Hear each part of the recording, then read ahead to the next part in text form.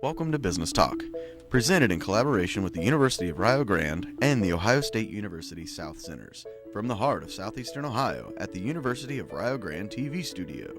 Our goals are simple: promote the University of Rio Grande and the Ohio State University South Centers, as well as advocate local small business and their support organizations. More importantly, promote southeastern Ohio as a wonderful place to live, explore, and learn. There are many different ways you can find us. The University of Rio Grande Cable Access Channel 17, live online at blogtalkradio.com, and on YouTube if you are unable to catch our show live.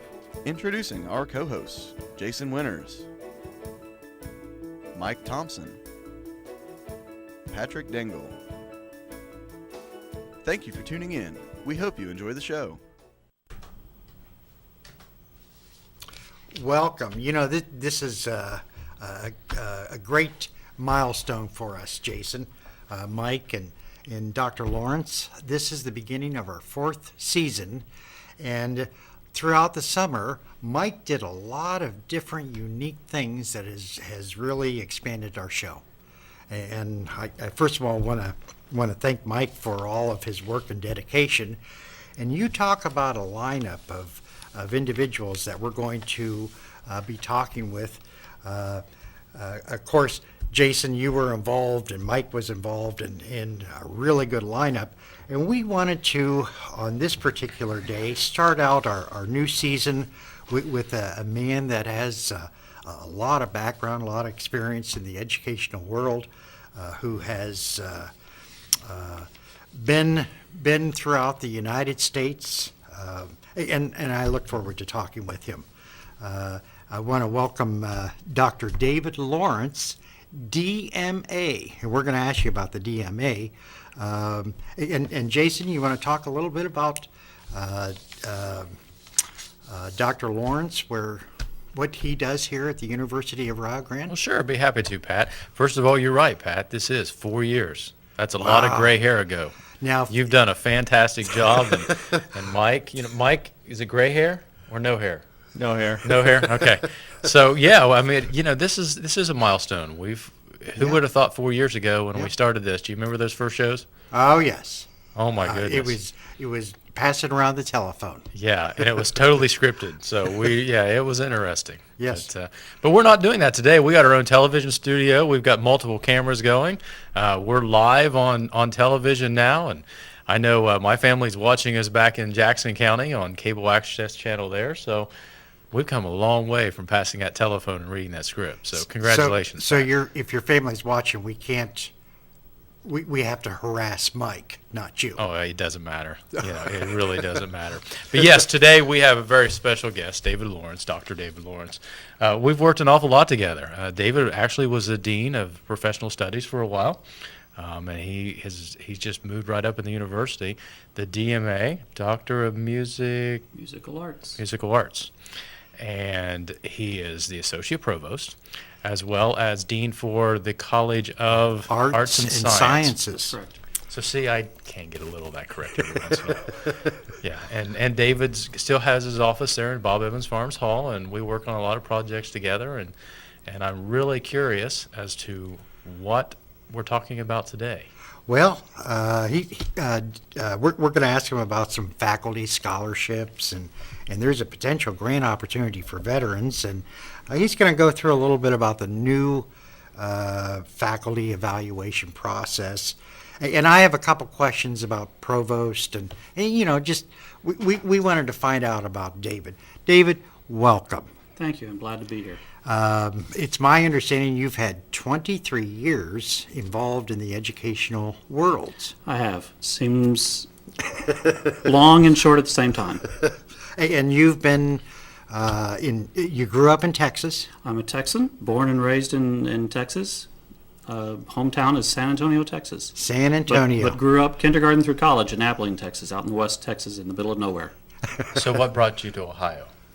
Well, that's a very circuitous route. I started out in 7 years in Seattle, and then back to Beaumont, Texas, to Louisiana for 3 years, then up to Nebraska, then over to Ohio. So my wife and I have lived in all four time zones in the continental United States since we've been married.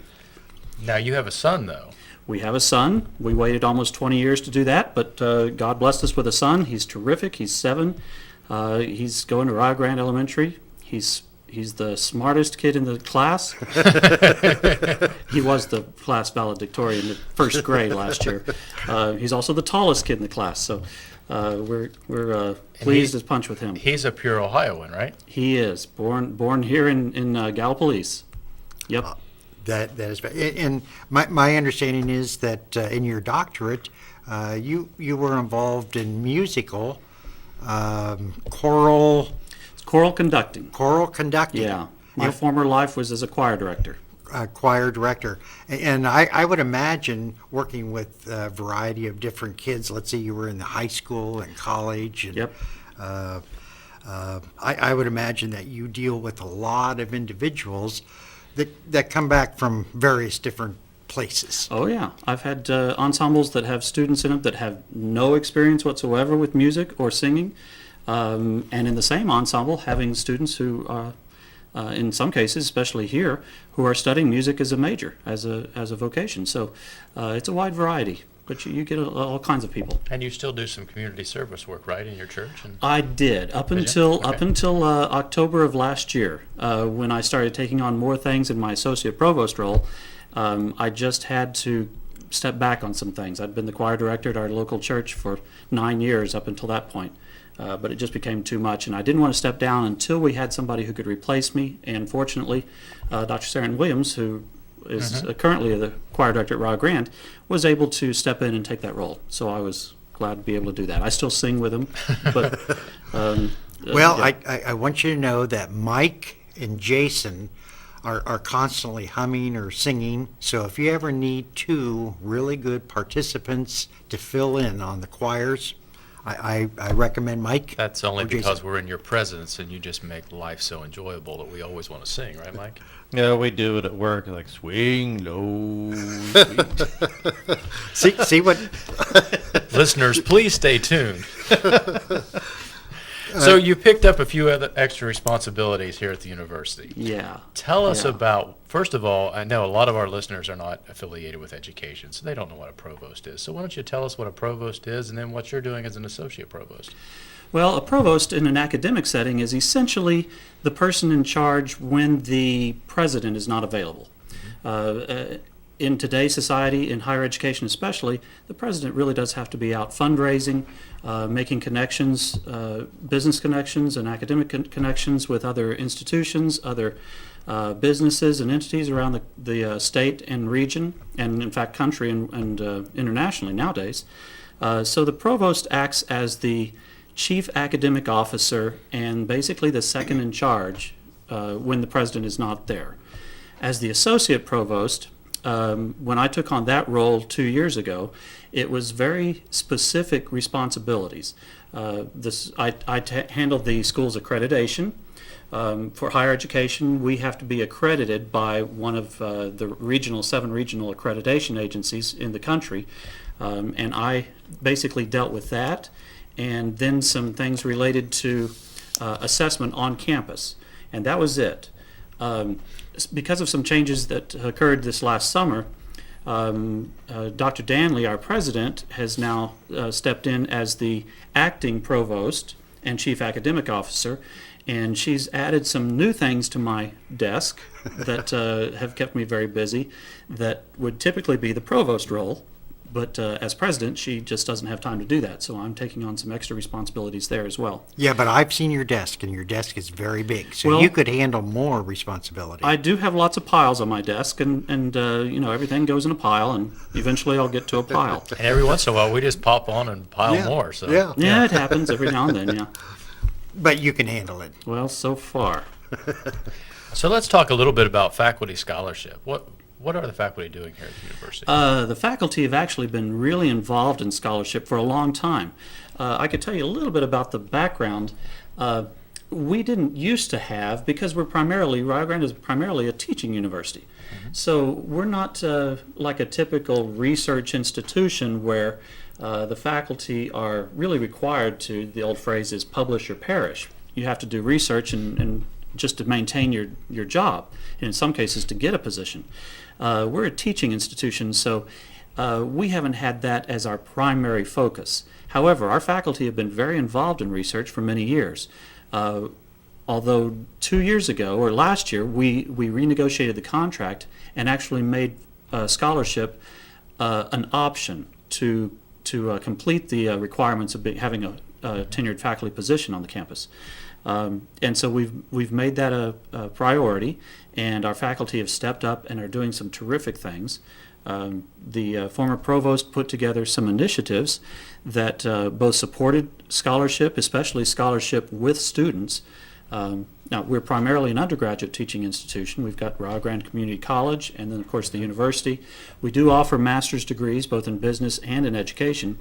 But primarily, our students are at the undergraduate level. And he put together what he called the Provost Academic Excellence Initiative.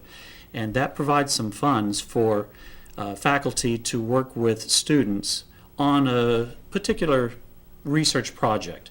And it could be anything from the traditional research that you might find in the sciences, like biology or chemistry.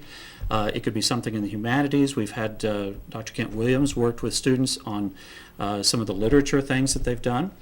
In the arts, both Benji Davies, Kevin Lyles, and Jim Allen, the three art professors, worked with that initial offering to create art pieces that are now hanging in the boardroom. We've had musical offerings. One of the neat ones was let me look this up here so I get it right. And I'm going to use the English version because I'm not going to try to butcher the Welsh version. It's the Red Dragon Songwriting Club actually produced a CD of original songs. I heard that, and that was very good. It was really great. There were some really terrific songs on there, and these were all students who did these original works that they both composed, arranged, Yes. and of course Scott Michael helped with that. Yes. They recorded them. They did the after post-production, all that's involved in that, and then they produced the CD, and it really was very nice. That was one Yes, of the it is. Provost Academic Excellence Initiatives. It really highlights scholarship that happens with faculty and students. That's one of the things that's going on at the University of Rio Grande. Yeah, that experiential learning component is just so valuable. I very much agree with you. It is. We've got other scholarship that faculty is doing just on their own, like you would normally find.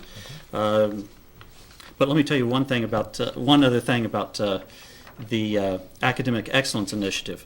One in particular that was it was neat to see these students doing. The title of it was Accumulation of Lead, Mercury, and PCBs in Chalidra Serpentina of Southeast Ohio. I had to work on that. In fact, I had to call Dr. John Means to find out how do you pronounce CHELYDRA because I wasn't I'm sure. glad that He said the easiest way to pronounce that is snapping turtle, because that's all it is. It's the common snapping turtle. Huh. Well, in this region of Appalachia, the snapping turtle is often eaten. And fantastic, by the way. And it is, but it's one of the animals that the EPA does not regulate or study as to the carcinogens that might be present in the water and in the animals. There have been very few studies on this. So the goal of the project was to collect snapping turtles from Southeast Ohio region, measure the amounts of common contaminants in the turtle, and determine if they're safe or not. Oh no, I may not want to hear this. Yeah, but it's true. What the results indicated that there were high levels of contaminations, especially mercury, and some tissues had levels so high they were classified as toxic waste. Does the body good. Yeah. So basically, Oh my. you might want to rethink eating snapping turtles from waters in the southeastern Ohio region. But it's interesting that we could have an undergraduate research project that would get to that level of scholarship with students at the undergraduate level. That's kind of one of the exciting things that's going on with research for scholarship. John, if you're listening, we're going to get you on a show because I want to talk about snapping turtles. So let's put that on the agenda. We need to get a hold of him. You ever been noodling? No, I do have some common sense. Okay. Okay, explain to me what noodling is. It's a way to catch turtles where you just kind of wade through the creek and stick your hand into little. You find a Holes hole in in the riverbed, and you reach down and you grab them. Yeah, you feel Blind. around first to make sure you can feel there's a little notch on the back of the shell, just to make sure you got the right end, and then jerk him out by his tail. You'll know if you have the wrong end. Oh yeah. You could also do that, if I'm not mistaken, with catfish. Yes. Yeah, Same they do term that also. applies when you're doing that in the mucky water that you can't see through, putting your hand in a hole that you can't see, and then putting your hand in the mouth of a rather large catfish and pulling it out. Yeah. Well, I remember talking with a guy named Stubby, who was not very good at it. It's usually not something that higher education is tuned to. We haven't gone into that as far as I know. I asked them during their presentation whether they had been noodling, and I don't think they catch them that way. Huh. So they went the safe route somehow. Well, that is interesting. We have other faculty members who are doing more traditional research that you'd find at a larger institution. Since we're both a community college and a university, we've got a number of faculty who primarily teach in the community college programs. One of them, Mike Dyer, this is a really neat program that he's got working on. It's a special project of a team of 5 students, and they designed, built, and installed a multi-length, multi-trim saw for the Appalachian Timber Services as their paid internship project. In fact, he designed a way of sorting timbers for railroad ties. Right. Huh. I don't know if you've done a program on that. It'd be interesting to No. have Mike on to do that. Yeah, we'd like to. WSAC, one of your competitors, Yeah. was We're like Watch just out, Tim. Here I come. they did a special on that, highlighting what he was doing there with his students, and it's really interesting stuff. And it's exciting to see that students are involved at that level. My son-in-law was part of that, and he was on that SAZ special, and it really helped him get a job because it wasn't just in-class learning. It was applied, there was problem solving, and you actually went out and build something. So he got a job over other people that maybe had more education, a little different experience or something. So it really helps. Yeah. We have faculty in my college, in the College of Arts and Sciences, like Scott Beekman. He's a professor of history, and he does all kinds of history. But one of his interests is in, of all things, professional wrestling. So he presented a paper, William Muldoon and the 19th Century Birth of Professional Wrestling, at the Midwest Popular Culture Association Conference in Minneapolis. One of his other interests is in NASCAR racing. So he's currently working on a book for that. We've got Benji Davies, of course, who is very prolific in creating artworks. So he's shown his works all over the region as well as the country. He did an exhibition, a juried exhibition in Budapest, Hungary, recently. Then, of course, we have the sciences like Rob Hopkins, who's doing research, and Jacob White, Don Altoff over in biology in the Wildlife and Fish program. So we have a lot of folks doing all kinds of research. And then, of course, we have faculty who are not doing the traditional research.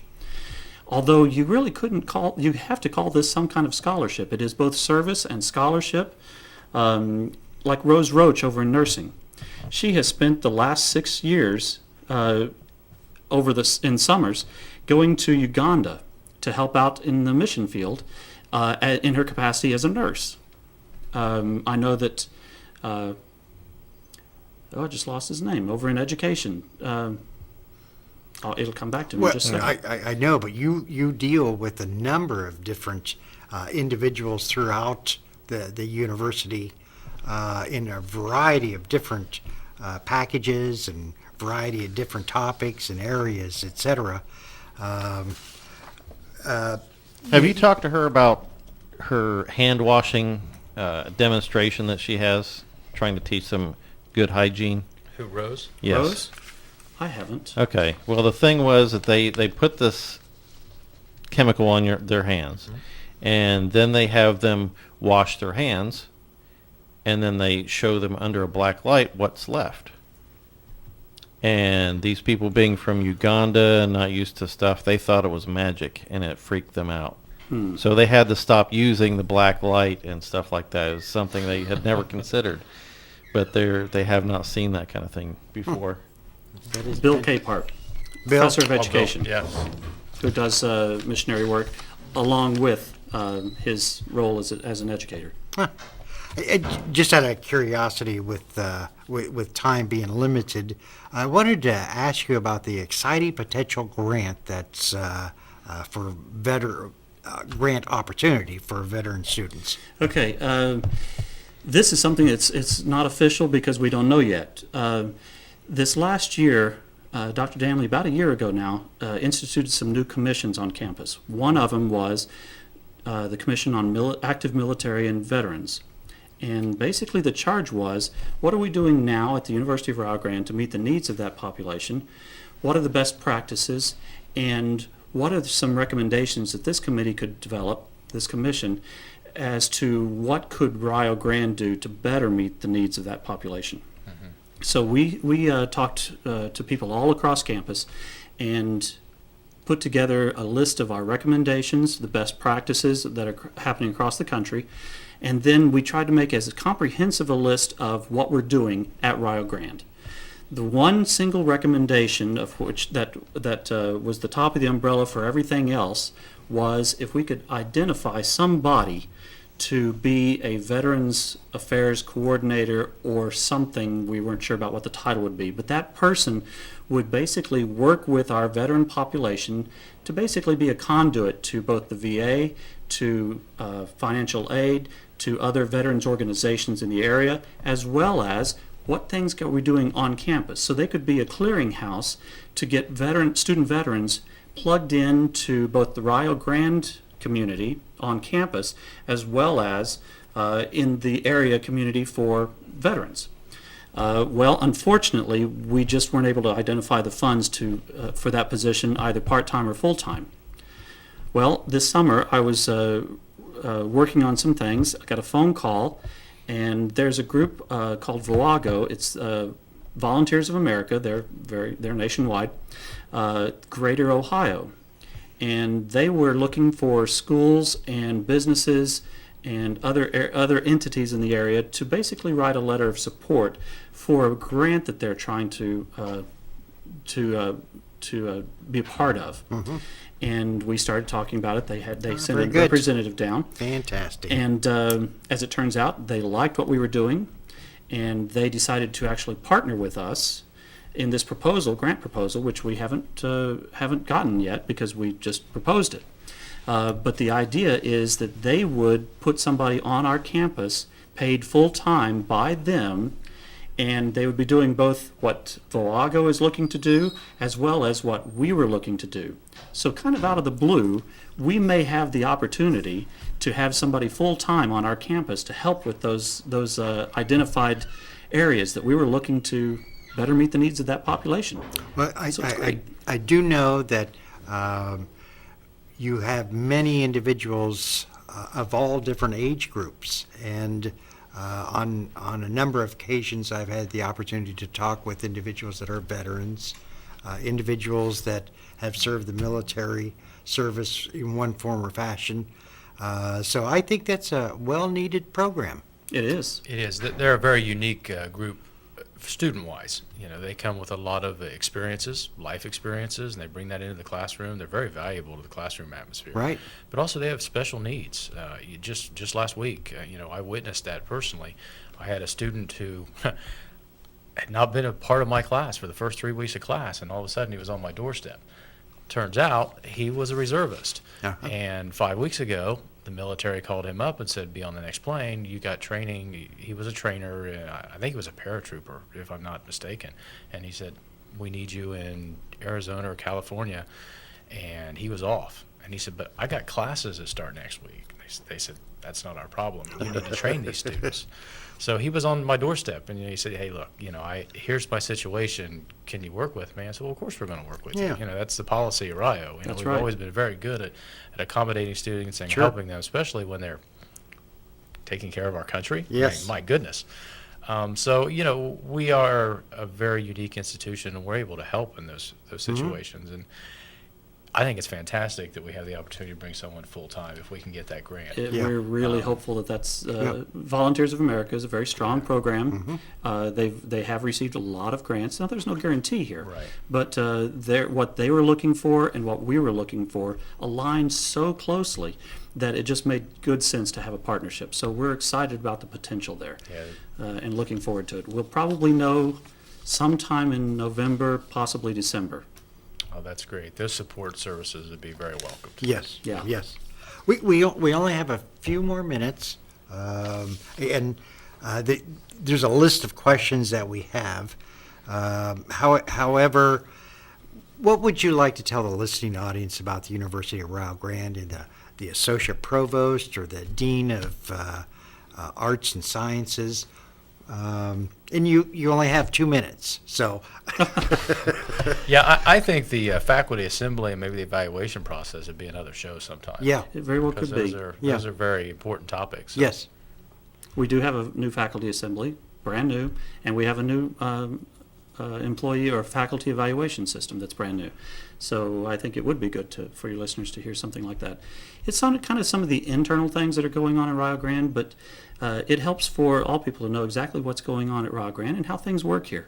And certainly we want people to be involved, and Rio Grande has always had, especially since the community college came into existence, an open door policy, and we will do whatever we can to work with students to make it accessible for them. That doesn't guarantee success, but we'll get your foot in the door and help you along the way as much as we can. I noticed that today you had a number of different schools bring in some of the students to take a look around at the different buildings.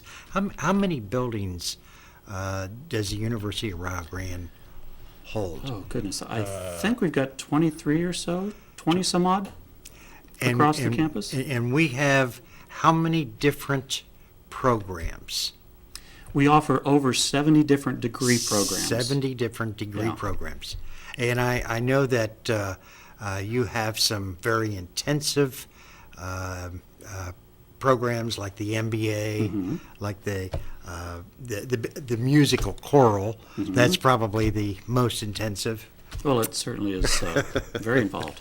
I guess but that depends on there's where a- your talents lie. That's right. You know, if you're Yeah, very but- musically talented, Right. it's not a big deal. That's right. You know, but for others, Several of my family members have taken advantage of the educational program and acquired their masters. Oh, good. And I know that the University of Rio Grande, the Rio Grande Community College, has many different programs that are available. And the unique thing is, as you said before, it's a teaching school where the faculty get together. Our emphasis has always been on the student. Yes. We're student-centered and student-focused. Mike, do you have any questions that you wanted to ask Dr. Lawrence? Not particularly. well, Pat, since you're talking about student-centered learning, I might mention to our listeners, you are a first-time faculty member this semester. Yes, I am. I had the opportunity, and I said yes. So how do you enjoy interacting with our students? It's rather interesting. I got a chance to, and it's all online, so I've taken the opportunity to contact many of the individuals and talk with them. And some of them are the traditional 18 to 22-year-old, and a number of them are veterans, or they have had a lot of experience, and I'm really excited about the students. The students are very eager to learn, and that's what makes a great university even greater. And the class you're doing is all about business planning. Yes. Which is something you know a little bit about, right? It's fun watching individuals put business plans together. You know, most people think business plans is nothing but writing a 40-page document. Well, we all know that it's many different components. Which is like music. It's just a Yeah. bunch of notes on a page. Yeah. Yeah, there's not a whole lot to it. I'm always curious how, as a choral director, dealing with all different personalities, and that probably has helped a great deal in your administrative. It has helped a tremendous amount. That's one of the lessons that I learned as being a choir director from now my new life as being an administrator. Yeah, a lot of people to deal with. 10 seconds. Well, David, Dr. Lawrence, I want to thank you very much for kicking off our new season. We would like to have you come back because there's a lot of other exciting things that are going on at the University of Rio Glad to Grande. come back. Okay. Next week, we have, following in your footsteps, we have Eric Matson. Eric is over the, help Fine me. woodworking. Fine yeah. woodworking program. It's noted for helping individuals this side of the Mississippi be fantastic Craftsman. craftsmen. Yeah, I mean, Well, we'll have to ask Eric that. well, yeah, well, that's a show for him. But I Yeah. actually have a family member that went through that that program. Unbelievable work he produced. I didn't think he had it in him. I know. Every time I would make something down in my little workshop, it always ended up as an ashtray. So I never. Then couple weeks we have Archie Spangler. He's coming in. Archie is with the Workforce Development. And then Donna Mitchell, one of your associates. Donna is dean over the, help me. School of Nursing. College of Health and Behavioral Studies, which includes the School of Nursing. Very good, very good. And so we just have a lot of unique individuals coming on, so I want I to, think what he's trying to tell you is we can't put you back on the docket until January. Oh, that's fine. that was a kind way of saying it. Yeah. And I want to congratulate Jason. Jason is now the chairperson at the College of Business. The Emerson E. Evans School of Business. And you're an adjunct faculty chair. Nope. No? He's a No. Or full-time faculty. full-time, excuse me. Yeah. Full-time faculty? Wow. I'm in deep now. No turning back now. And the nice thing is, he's undertaken his PhD. So when Yes, do you he have? has. Any pun intended there? For those of you who don't The know. deeper thing. The undertaking? I'm sorry. Oh, Yeah, oh, okay. See? And Mike has been busy moving the studio and all the different components. So we feel very fortunate.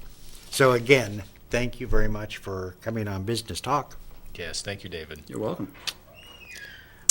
I'm Patrick. I'm Jason. I'm Mike. I'm David. Thanks for watching. Thank you. Have a great